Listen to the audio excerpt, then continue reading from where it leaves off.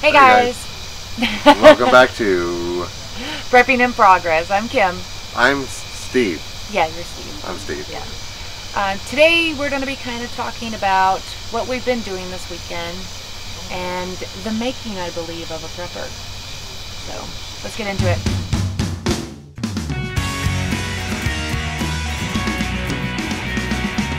Like I said, we've been up here working with Bear Nation on helping rebuild Mistys' house and getting it.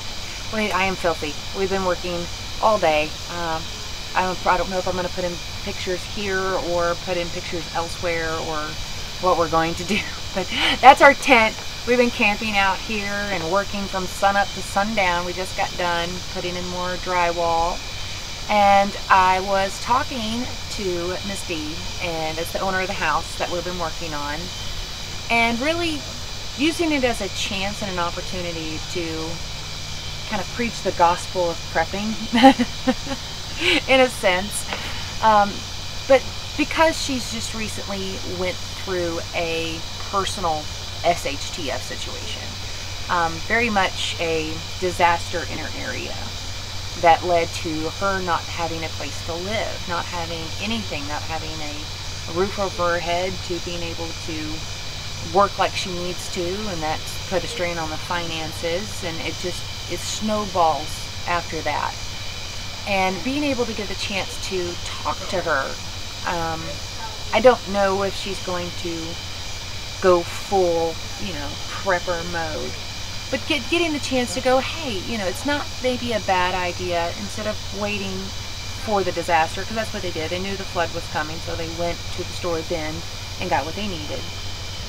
And I just said, hey, why don't you go ahead and get a tub and just start putting some food in there, and already having some water set aside to say, this is for disaster, this is for emergency food.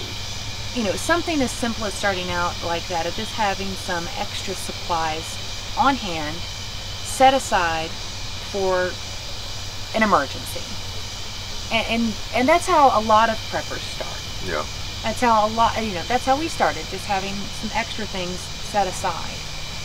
And talking to her and really hearing her story, which was crazy, to say the least, of having to deal with FEMA, having to, because like she put it to me, everybody was so excited. FEMA's here, they're here to help.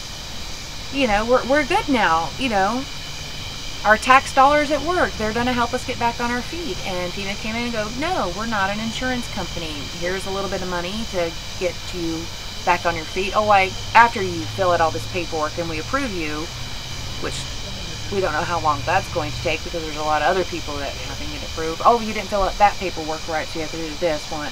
And it's just bureaucracy after bureaucracy, and she still hasn't seen it done.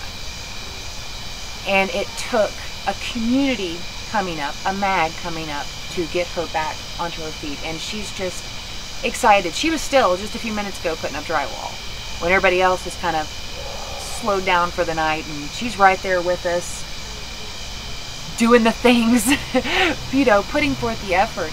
But the ability to see people coming together, and that's what I told her about, as a community-based is way more effective than trying to wait on a government to come in and rescue you.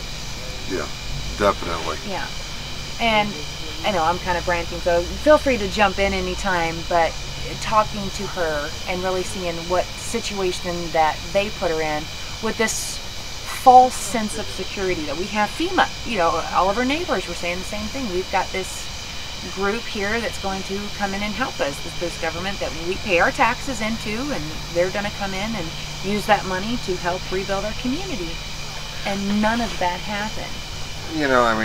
We're probably going to get demonetized before we're ever monetized for me saying this, but FEMA has been, over the years, and I've been a part of the FEMA network as a firefighter, as a first responder. You're some of the people we'll, call upon. They are great at PR. Yeah. We're going to come in, we're going to deploy, we're going to do this, we're going to manage, we're going to... Really? The truth is leaking out. Yeah. Katrina, Panama City, here. Arkansas. Arkansas. Yeah. Great bureaucracy. Fill out the papers. Maybe we'll get back to you. Eventually. Maybe. If you're lucky. Yeah. And here are boots on the ground people from multiple states. I mean, we're talking Oklahoma, Arkansas, Texas, Iowa, converged in a little town in Oklahoma to help someone because a call was put out. Hey, FEMA, keep up. Yeah. Try doing the things with us, you know. And that's not to toot our own horn, but it's showing what a community can be there for. Because all these people, they haven't gotten paid for this. They haven't got anything. You know, most of them are donating their time, their money, their supplies to be here for another person. And the same will go for them if something were to happen to us. I have no doubt that every single person here would show up on To our help door. us. And it's not because of that selfish reason that we do things, but we do the things because they are the right things to do. Plain and simple. It is bless in order to bless.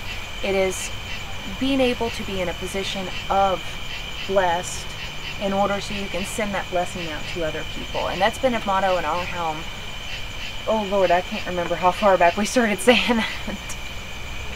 When you and I first got together, dating, you were still saying it. And I love the idea of it being more of a community base. Call it what you may. Call it maybe community building or neighborhood watch group or a mag or a tribe. It doesn't matter what label you put on that.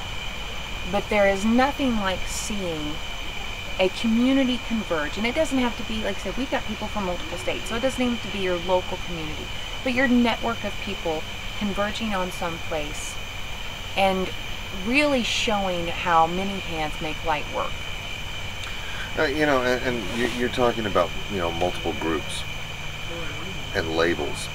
You know, Bear Nation. Bear Nation put the call out. You know, that's Bear Independence, you know, network. Prepping in Progress is a part of Bear Nation because he's a friend and he called. You have NWA Prepper who showed up here today, and I got to spend a great day with one of my best friends. It's not, well, we're prepping in progress and we're going to go. It's not, I'm NWA Prepper and I've got my team. He called me up and said, hey Steve, I'm taking a team. Are you on my team? Yeah. Of course. And Bear called and I said yeah to him too, and you know, we're there. It's friendships. It's friendships, it's relationships, it's more than mag, more than tribe. Mutual respect. It's preppers coming together to help regular people, and maybe by example and discussion lead them into at least a modicum of preparedness. Or at least maybe even showing that you can take it into your own hands.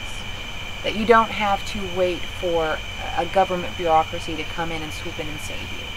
Because they're not. They're not coming. They're not coming. They're, you know, nobody here got shipped off to a FEMA camp. No, they just got ignored. And that's what it boils down to. And when she needed help, the people who didn't ignore her are the ones that are here.